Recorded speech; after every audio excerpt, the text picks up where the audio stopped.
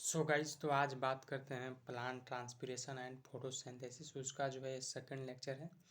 First lecture में जैसे last में आपको बताया था कि शायद थोड़ा इंडिकेट कर रहा था कि अब स्टोरेज फुल होने वाला है, तो पूरा उसमें मतलब नहीं बात कर पाए थे। जो ट्रांसपिरेशन था, जिसको हिंदी में बोलते हैं वाष्प उत्सर्जन, उसको तो डिस्कस कर लिए थे कि मतलब कैसे कैसे क्या होता है। जैसे पानी जो है पत्तियाँ पर जम जाता है तो मतलब इवापोरेट हो जाता है, वाष्प उत्सर्जन हो जाता है उसका। और गर्मी में जो है पत्तियाँ गिरा देती है पेड़ पौधे, ताकि उसको जो है जल जो है मेंटेन रहे। इस टाइप से मतलब हम लोग पूरा बात कर लिए थे। अगर नहीं देखे होंगे तो डिस्क्रिप्शन में मैं उसका लिंक डाल दूँगा, उसको देख लीजिएगा, ठीक है। तो आज बात करेंगे आगे, जैसे हम लोग ग्राना और जो आपका स्ट्रोमा था उसके बारे में था। ग्राना क्या था? तो ग्राना यही था कि जैसे ग्राना जो स्ट्रोमा था, तो ग्राना जो था पिलर टाइप से खड़ा था। पिलर जानते हैं ना, जो गांव घर में देखते होंगे कि कभी कभी क्या होता है कि जो पक्का घर बनता है तो उसके लिए पिलर गड़ाता है, यानी जो लंबा टाइप से नहीं रहता वो। तो उस आकृति टाइप में था कौन? ग्राना था। जो स्ट्रोमा था मतलब उसको जो बगल में था वो मतलब लिक्विड टाइप से, गाढ़ा लिक्विड टाइप से था। कौन? स्ट्रोमा, ठीक है।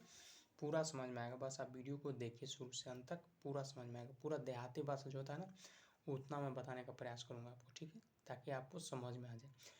ये बाकी पीडीएफ तो है, टेलीग्राम मिल जाएगा आपको, टेंशन नहीं। बस आप सिर्फ सुनिए और समझिए, और आप भी बोलने का प्रयास कीजिए, आपको पूरा समझ में आएगा, ठीक है। तो बात करते हैं कि प्रकाश संश्लेषण में पत्तियों का जो है भाग लेता है, मतलब क्लोरोप्लास्ट जो है भाग लेता है। एग्जाम में पहले आप मतलब बहुत बार पढ़ते होंगे कि जो क्लोरोप्लास्ट नहीं, क्लोरोफिल जो होता है वो भाग लेता है। आप भी पढ़े, हम भी पढ़े थे, ठीक है। लेकिन जब आप आओ हायर क्लास में जाइएगा, जब कंपटीशन लेवल का जब तैयारी आप कीजिएगा, तो क्लोरोफिल जो होता है 1 से 2% भाग लेता है। क्लोरोफिल के बारे में बात करते हैं तो पहले तो मान लीजिए वो जो क्लोरोप्लास्ट था 2 झिल्ली वाला था, 2 झिल्ली से बना हुआ था। तो 2 झिल्ली से बन गया, उसके बाद उसमें को ग्राना नाम की चीज़ पाया जाए, वो स्ट्रोमा। तो ग्राना जो था वो थंब मतलब स्तंभ बोलते हैं। स्तंभ कहने का मतलब जो पिलर टाइप से रहता है उसको, यानी थोड़ा प्लेट प्लेट टाइप से जो मिल करके जो है ग्राना का निर्माण होता है। और जो प्लेट है, प्लेटे से टूटेगा थैलोफाइट में। थैलोफाइट नहीं, हाँ थैलोफाइटा में टूटेगा। और थैलोफाइटा से जो है उसके अंदर पाया जाएगा क्लोरोफिल। और क्लोरोफिल के अंदर जो है मैग्नीशियम पाया जाता है। मतलब पूरा लंबा प्रोसेस है। उसके बाद तब जाकर के जो क्लोरोफिल से जो मैग्नीशियम मिलता है उसके बाद जो है आगे काम होता है। लेकिन क्लोरोप्लास्ट का ज़्यादा रोल रहता है। अभी हम लोग पढ़ेंगे, जनरल कॉम्पिटिशन जब तैयारी कीजिएगा तो अभी पढ़िएगा। लेकिन शुरू से हम लोग को पढ़ाया जाता है कि क्लोरोफिल भाग लेता है, ठीक है।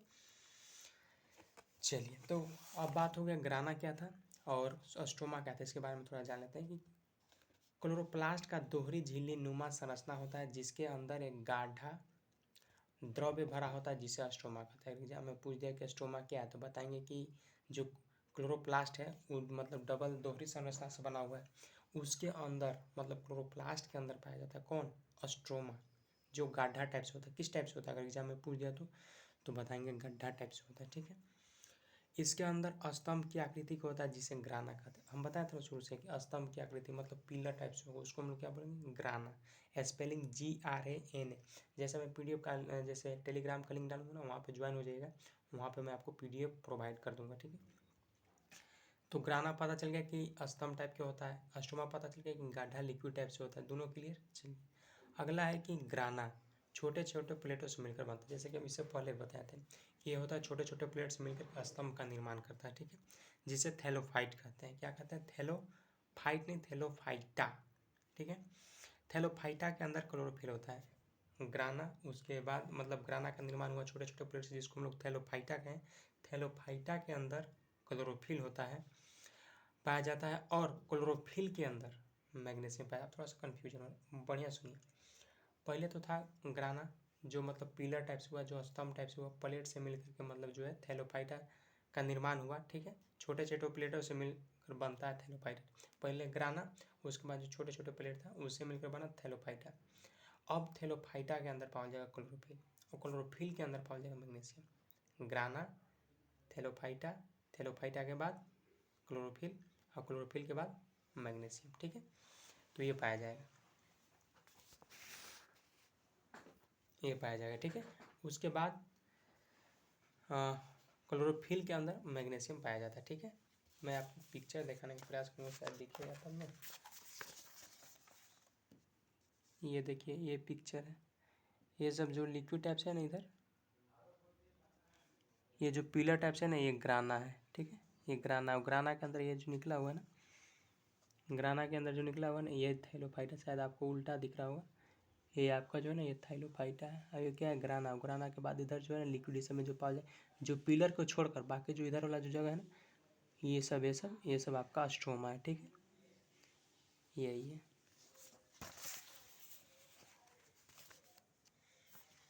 उसके बाद बात करते हैं कि प्रकाशलेशन की क्रिया विधि।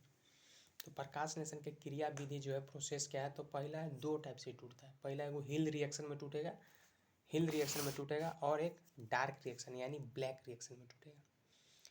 हिल रिएक्शन दो टाइप से हो रहा है प्रकाशलेशन की क्रिया, ठीक है, क्रिया या विधि। तो पहला हिल रिएक्शन और दूसरा डार्क रिएक्शन। हिल रिएक्शन कहने का मतलब लाइट रिएक्शन भी कर सकते हैं, और डार्क रिएक्शन कहने का मतलब ब्लैक रिएक्शन भी कर सकते हैं। पूरा जानेंगे इसके बारे में डीप में, बस अभी सुनिए आप, ठीक है।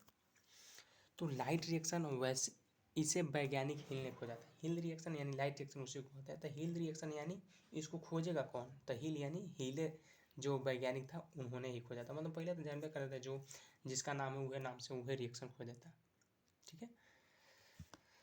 तो सूर्य की सूर्य जब सूर्य जो है प्रकाश, जो सूर्य का जो प्रकाश है ग्राना पर पड़ता है, ग्राना यानी दिमाग में आ रहा है जो पिलर टाइप से था, ग्राना यानी पिलर टाइप से, जब बाकी जो पिलर को छोड़कर जो मतलब लिक्विड टाइप से था वो स्ट्रोमा था। तो ग्राना यानी जो पिलर टाइप से था, इस पर क्या होता है कि सूर्य का प्रकाश जो है पड़ता है, यानी ग्राना पर पड़ा तो थैलोफाइट होते हुए मैग्नीशियम के इलेक्ट्रॉन तक पहुंच जाता है। ग्राना पर पड़ा होकर अंदर थैलोफाइट था, थैलोफाइट से फिर क्लोरोफिल के बाद फिर मैग्नीशियम तक पहुंच जाता है, ठीक है। और इलेक्ट्रॉन उत्तेजित होता है, वहाँ से इलेक्ट्रॉन मतलब बाहर निकलने के लिए उत्तेजित होगा कि नहीं अब चलिए चलो बहुत धूप पड़ने लगा इस टाइप से, ठीक है।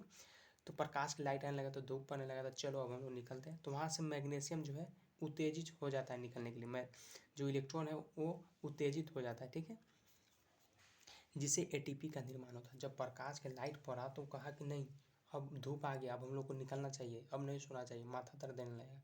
तो उसी टाइप से क्या हुआ कि मतलब जब सूर्य का जो लाइट आया आपका ग्राना में जो थैलोफाइट था, उसके बाद क्लोरोफिल से मैग्नीशियम तो हुए थे, तो मैग्नीशियम का जो इलेक्ट्रॉन था वो बाहर निकलने लगा, यानी वहीं से जो है एटीपी का निर्माण होने लगा।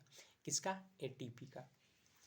एटीपी का निर्माण होने होता है। और उसके बाद का है कि जल का अपघटन होता है, ठीक है, अपघटन होता है और हाइड्रोजन में H2 मुक्त हो जाता है।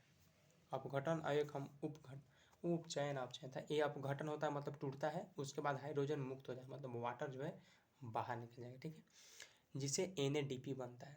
अगर एग्जाम में पूछ दिया NADP बनता है, अभी हम थोड़ा सा लास्ट में जब बताएंगे, अभी फार्मूला पर जो फुल फॉर्म होता है उसको फोकस मत कीजिए, पहले NADP बनता है, कैसे बना से जानिए।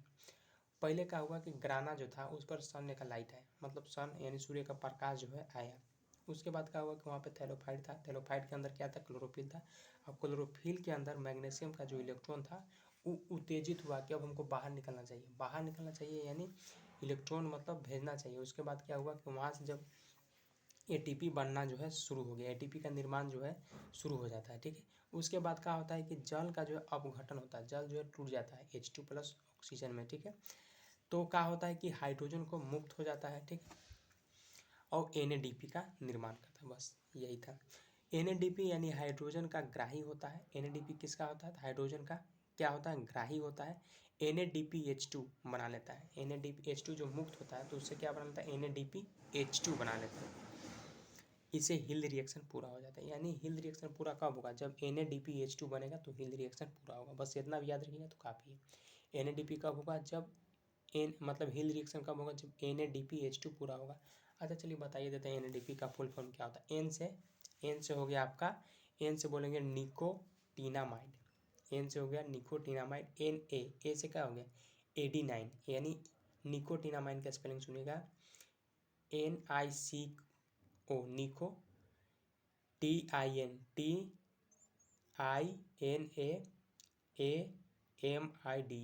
निकोटीनामाइड। एडीनाइन, ADENIN, ये स्पेलिंग वही।